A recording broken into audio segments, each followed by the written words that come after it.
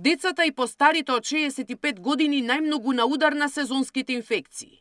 Тоа го покажува и последниот извештај на Институтот за јавно здравје, според кој повеќе од половина од пријавените со грип и заболувања слични на вирусот за минатата недела се од овие категории.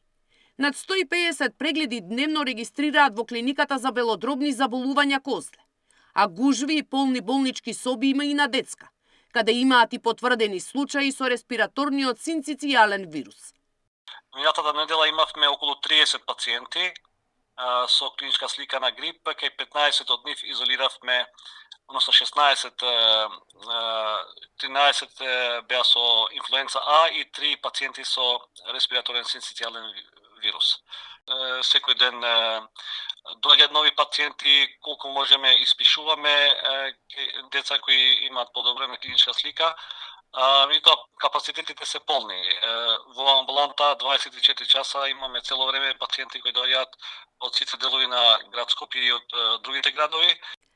Педијатрите со апел до родителите да не ги носат децата во затворени простории со многу луѓе и да избегнуваат контакт со лица кои се болни или сомнителни.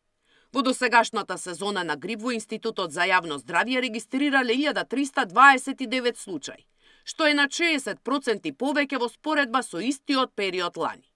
Вакцина за заштита од вирусот примиле над 78.000 граѓани. Епидемиолозите прогнозираат дека бројките драстично ќе бидат зголемени по новогодишните и божитни празници.